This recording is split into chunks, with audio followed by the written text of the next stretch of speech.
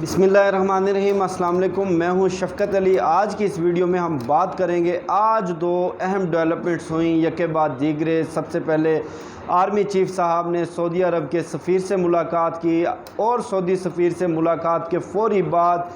I S I had quarter کا دورہ کیا اور D G I S I کے ساتھ ایک اعلیٰ سطحی میٹنگ کی گئی۔ اب سعودیہ اور پاکستان کے تعلقات کے حوالے سے ایک بڑا شفٹ اس وقت دیکھنے میں آیا جب شاہ محمود قریشی نے سعودی عرب کے حوالے سے یہ بیان دیا کہ سعودی عرب او آئی سی کے اوپر اثر انداز ہو کر یا تو کشمیر کے معاملے پر کھل کر پاکستان کا ساتھ دے، وگرنہ پاکستان اپنے دوست ممالک سے، ان ریاستوں سے جو کشمیر کے معاملے میں پاکستان کے ساتھ کھڑی ہیں، ان کو اپنے طور پر بلا کر کوئی اس طرح کا بیان یا کوئی مذمتی قرارداد جاری کروا دے گا۔ اب ہم نے فیصلہ یہ کرنا ہے، بلکہ سعودیہ نے فیصلہ کرنا ہے کہ پاکستان کے ساتھ یا پاکستان کے بغیر۔ یہ معاملات اس نہج پر کیوں پہنچے، اس کے لیے ضروری ہے کہ تھوڑا سا پاکستان اور سعودی عرب کے تعلقات کا جائزہ لے لیا جائے۔ جب سے پاکستان معرض وجود میں آیا، پاکستان کو آزادی ملی 1947 سے لے کر آج تک سعودی عرب کے ساتھ پاکستان کے بڑے قریبی برادرانہ تعلقات رہے ہیں۔ جب پاکستان کے اوپر کوئی بھی مشکل گھڑی آئی، سعودی عرب نے ہر ممکن طریقے سے دامے درمے سخنے پاکستان کی مدد کی۔ لیکن پاکستان اور سعودی عرب کے تعلقات کے اندر اس وقت کچھ تلخیاں اور کچھ رکاوٹیں دیکھنے میں آئیں جب محمد بن سلمان کو سعودی عرب کا ولی عہد تعینات کیا گیا، اور محمد بن سلمان دیکھتے ہی دیکھتے چند مہینوں کے اندر سعودی عرب کی تاریخ کی طاقتور ترین شخصیت بن گئے، اور انہوں نے سب سے پہلا جو فیصلہ بطور وزیر دفاع ولی عہد بننے سے پہلے جو ان کا تھا وہ یمن کے اندر فوج کشی کا تھا۔ یمن کے اندر جس وقت سعودی عرب نے حملہ کیا تو پاکستان سے یہ درخواست کی گئی کہ پاکستان اپنی افواج یمن جنگ میں شرکت کے لیے سعودی عرب بھجوائے، لیکن پاکستان کی پارلیمان نے، سینٹ اور پاکستان کی پارلیمنٹ دونوں نے یہ قراردادیں منظور کر کے سعودی عرب کی اس ریکویسٹ کو، اس درخواست کو رد کر دیا، کیونکہ پاکستان کے اندر جو پاکستان کی ڈیموگرافی ہے وہاں پر فرقہ وارانہ کشیدگی کا خطرہ تھا۔ اس نہج کے بعد، اس ایک اہم ایونٹ کے بعد پاکستان اور سعودی عرب کے تعلقات کے درمیان ایک عجیب اتار چڑھاؤ دیکھنے میں آیا۔ اس کے بعد جب 2018 کے اندر تحریک انصاف کی حکومت اقتدار میں آئی تو تحریک انصاف کی حکومت اس وقت شدید فنانشل کرائسس کا شکار تھا پاکستان، اور پاکستان کے بارے میں اس خدشے کا اظہار کیا جا رہا تھا کہ کہیں ہم معاشی طور پر دیوالیہ نہ ہو جائیں۔ اس وقت پاکستان کو سعودی عرب نے $3 ارب نقد اور ڈیفر پیمنٹ پہ $3.2 ارب یعنی کہ $6.2 ارب کا ایک یہ معاشی پیکج تھا جو سعودی عرب نے پاکستان کو دیا۔ اس کے بعد محمد بن سلمان نے اپنے دورہ پاکستان میں بھی بہت سارے اعلانات کیے، لیکن وہ وعدے وفا نہ ہو سکے۔ اب کشمیر کے معاملے پر خصوصاً 5 اگست کے بعد جب پاکستان ایک دو ٹوک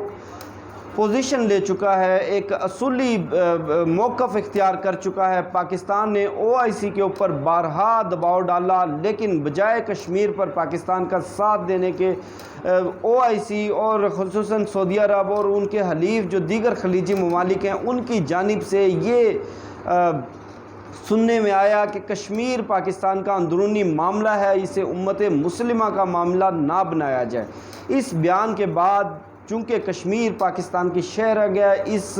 ایشو پر، صرف کشمیر کے قضیے پر پاکستان بھارت کے ساتھ 3 بڑی جنگیں لڑ چکا ہے، اور پاک بھارت کشیدگی کا جو تمام تر معاملہ کشمیر سے جڑا ہوا ہے، اور افواج پاکستان کے جوانوں نے، پاکستان کے افسروں نے بے پناہ قربانیاں دی، اپنا لہو بہایا، یعنی کہ کشمیر کا جو معاملہ پاکستان کے لیے ایک طرح سے سالمیت کا معاملہ بن چکا ہے، پاکستان کی سلامتی کا معاملہ بن چکا ہے، جسے پاکستان کسی صورت بھی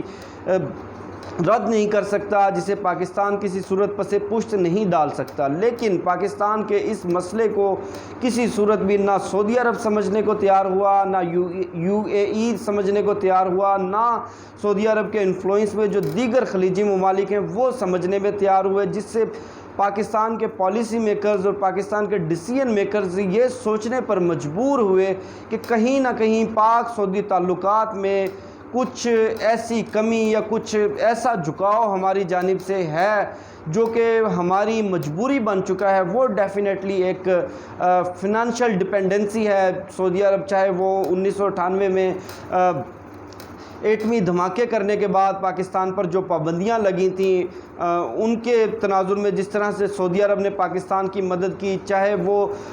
مسلم لیگ نون کے دور حکومت میں جب پاکستان انرجی کرائسس کا شکار تھا، پورا ملک لوڈ شیڈنگ کے گرداب میں پھنسا ہوا تھا، 20 گھنٹے کی لوڈ شیڈنگ ہوتی تھی، اس وقت سعودی عرب نے پاکستانی قوم کو 250 ارب روپے تحفتاً دیے، لیکن اس تحفے کے فوری بعد انہوں نے یمن کے لیے، یمن جنگ کے لیے پاکستان سے فوجیں مانگ لی۔ یعنی کہ سعودی عرب کی کوئی بھی امداد دکھنے میں، کہنے میں ویسے تو غیر مشروط ہوتی ہے، تحفتاً ہوتی ہے۔ پاکستان اور سعودی عرب کے مابین کسی بھی طرح کے تعلقات، کسی بھی طرح کا لین دین، کسی بھی طرح کا کوئی معاہدہ وہ تحریری صورت میں نہیں ہوتا، سوائے 1984 کے معاہدے کے۔ 1984 کا دفاعی معاہدہ جس کی روح سے افواج پاکستان سعودی عرب کے مقامات مقدسہ کی حفاظت کے لیے وہاں پر موجود ہیں، قریباً 4 بریگیڈ فوج جو کہ 10 سے 12 ہزار نمبر بنتا ہے۔ ہماری افواج کے بہترین جوان، ہماری افواج کے سب سے قابل جوان وہاں پر موجود ہیں۔ اب اس کشمیر کے تمام تر تناظر میں انڈیا چائنا جو ٹینشن، اس کو ذہن میں رکھتے ہوئے آپ چائنا کی مووز جو خصوصاً جنوبی ایشیا میں دیکھیں، نیپال کو بھارت سے الگ کیا گیا،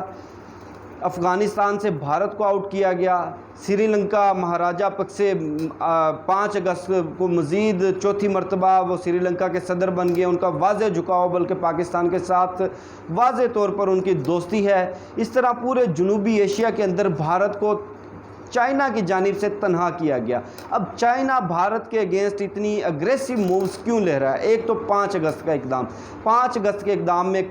چونکہ چین کشمیر کے تنازع پہ تیسرا فریق ہے جسے ہمارے نام نہاد دیسی لبرل ہمیشہ تجزیہ کرتے ہوئے، ہمیشہ رپورٹنگ کرتے ہوئے نظر انداز کرتے ہیں۔ 5 اگست کا اقدام چین نے واضح طور پہ انتہائی سختی سے رد کیا تھا اور بھارت سے مطالبہ کیا تھا کہ کشمیر کی کسی بھی طرح کی ڈیموگرافی میں تبدیلی ہمارے لیے ناقابل برداشت ہوگی، ناقابل قبول ہوگی، جو کہ بھارت نے کی۔ اور اس بھارت کے اقدام کے بعد چین اتنا اگریسو ہوا بھارت کے اگینسٹ۔ اب دوسرا جو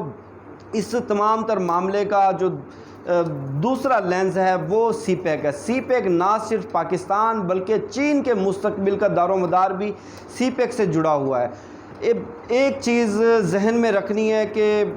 چائنا جو اس وقت دنیا کا ایک بڑا اکنامک جائنٹ بن چکا ہے، لیکن وہ اپنی انرجی نیڈز کو پورا کرنے کے لیے، یعنی کہ اپنی انڈسٹری کا پہیہ چلانے کے لیے 90% اپنا آئل صرف ایران سے امپورٹ کرتا ہے، یعنی کہ اس کی جو ڈپینڈنسی ہے ایران کے اوپر بہت زیادہ ہے۔ دوسرے نمبر پر چین کو بیرونی دنیا سے تجارت کے لیے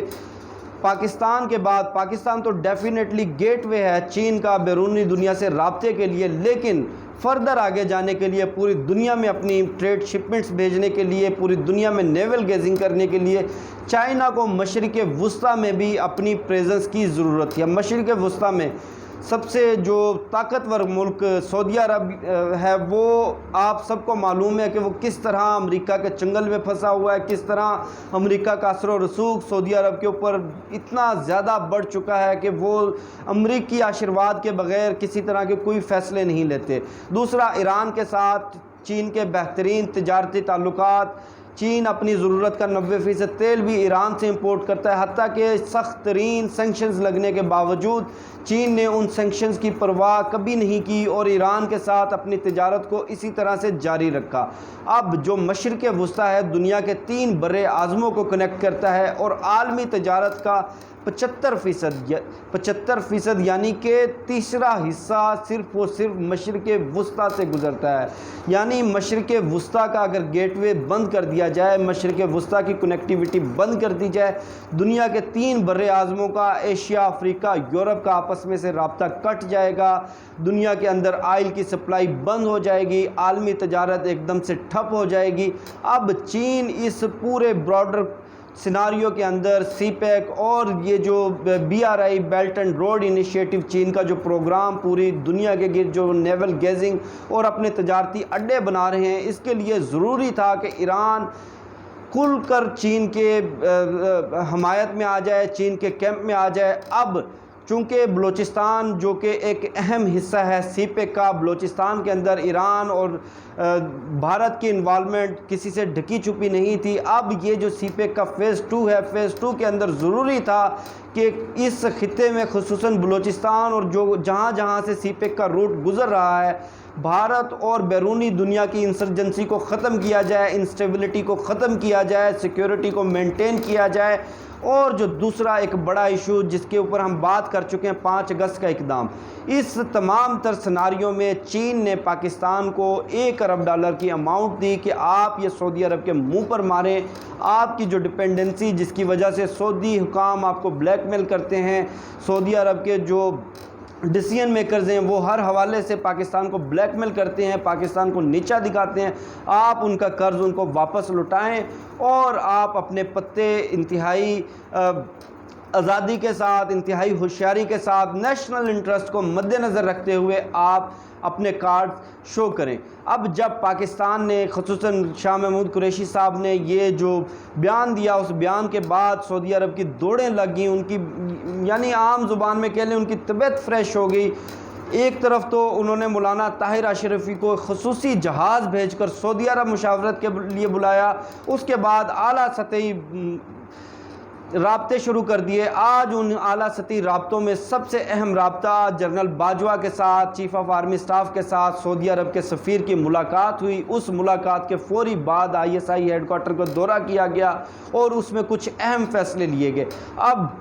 یہ اہم فیصلے کیا ہو سکتے ہیں؟ ڈیفینیٹلی یہ اہم فیصلے یہی ہوں گے کہ آج کے بعد پاکستان اپنی سالمیت کو، اپنے نیشنل انٹرسٹ کو، اپنے فائدے کو سامنے رکھتے ہوئے فیصلہ کرے گا۔ اگر کشمیر امت مسلمہ کا مسئلہ نہیں تو سعودی عرب کا دفاع بھی امت مسلمہ کا مسئلہ نہیں۔ سعودی عرب کے دفاع سے مراد مقامات مقدسہ کی حفاظت کی قسم ایک ایک مسلمان نے کھائی ہے۔ ان مقامات مقدسہ مکہ مدینہ کی حفاظت کے لیے ہماری افواج کے بہترین بہادر ترین جرری جوان 12,000 کی تعداد میں وہاں پر موجود ہیں۔ لیکن سعودی عرب کی دفاع سے مراد اگر آل سعود کا دفاع لیتے ہیں تو اس حوالے سے پاکستان واضح طور پر فیصلہ کر چکا ہے کہ آج کے بعد اگر کشمیر امت مسلمہ کا مسئلہ نہیں تو آل سعود کا دفاع بھی امت مسلمہ کا مسئلہ نہیں۔ اب پاکستان اپنے فیصلے اپنی آزادی سے کرے گا، اپنے مفادات کو سامنے رکھتے ہوئے کرے گا، کشمیر پالیسی کو اپنے سامنے رکھتے ہوئے کرے گا۔ ان قریب انشاءاللہ اگلے چند ہفتوں کے دوران پاکستان سعودی عرب کو مزید $2 ارب کا جو قرض ان کا دینا ہے وہ واپس لوٹانے والا ہے۔ اور دلچسپ بات یہ ہے کہ تاریخ میں پہلی مرتبہ یہ ہوا ہے کہ پاکستان نے سعودی عرب کو کسی قسم کا قرض واپس لوٹایا ہے۔ اللہ پاک آپ کا، ہم سب کا اور پاکستان کا حامی و ناصر ہو۔ مجھے شفقت علی کو دیجیے اجازت، انشاءاللہ نیکسٹ ویڈیو میں ملاقات ہوگی، تب تک کے لیے اللہ حافظ۔